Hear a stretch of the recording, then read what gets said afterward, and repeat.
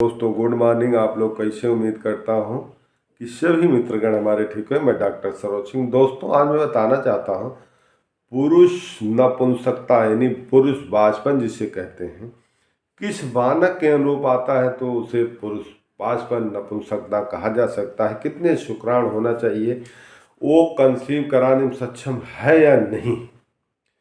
तो देखो मित्रों, पुरुष का सीमेन जो होता है उसमें 3-4 चीज़ें बहुत मायने रखती हैं।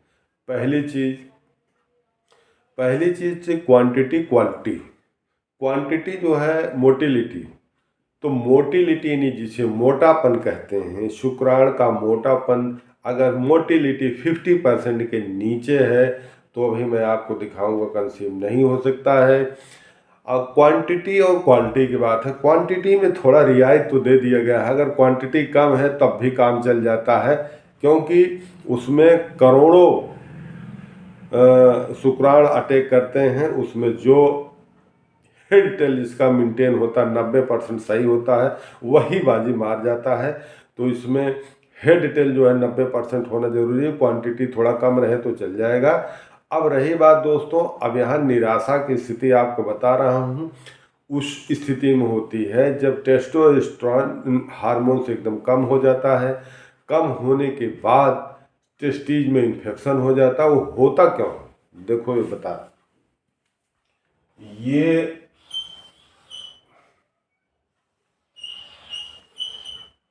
टेस्टीज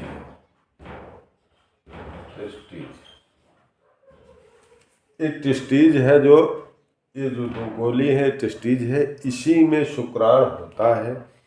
होता ये है कि अधिकतर ये देखा गया है दोस्तों कि पुरुष जो होता है यूट्राइन इन्फेक्शन यानी सेक्स कोर्स के समय उसको इन्फेक्शन हो जाता है। इन्फेक्शन फैलते फैलते सीधा टेस्टीज में आ जाता है। जब टेस्टीज में आ गया तो पूरी तरीके से वहाँ के वातावरण को खराब कर देता है, यानी इन्फेक्शन फैला देता है। तो जब वातावरण वहाँ का खराब हो जाता है तो उसके अंदर ऐसे चेम्बर बने होते हैं। चेम्बर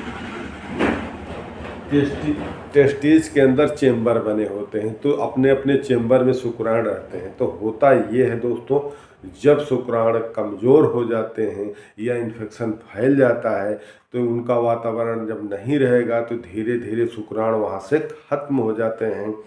जब ख़त्म हो जाते हैं तो इन्फेक्शन बहुत बड़ी समस्या लेकिन नपुंसकता में आके खड़ी हो जाती है। चाहे टेस्टोस्टेरोन हार्मोन्स अप करने की बात हो चाहे डाउन करने की बात है, अगर इन्फेक्शन है तो बहुत जटिल समस्या हो जाती है। इसको ठीक कर सकते हैं। इसमें कंथेरिस होम्योपैथिक दवा कंथेरिस SBL की ले लेना। कंथेरिस SBL कंथेरिस 1 चम्मच पानी में सुबह दोपहर शाम 10 बूंद लेके किसी भी तरह के इन्फेक्शन को ख़त्म कर सकते हैं। अगर इन्फेक्शन ख़त्म हो गया तभी आपका टेस्टोस्टेरोन अप होगा। जब टेस्टोस्टेरोन अप होगा तभी आप कंसीव कर सकते हैं। कंसीव करने की क्षमता, कंसीव कराने की क्षमता आपके अंदर आ सकती है। देखो मोटिलिटी पे आपको बता रहा हूँ। मोटिलिटी अगर मान लीजिए आपकी कम है, मोटिलिटी 50% के नीचे है, मोटिलिटी 50% कम, 50% के कम अगर मोटिलिटी है तो ये यूट्रस के बाहर अगर शुक्राणु आ गया है तो उसको 10 कदम 10-20 सेंटीमीटर चलने के लिए कहो 4 दिन लग जाए तो 24 घंटे का समय होता है इनके जीने का।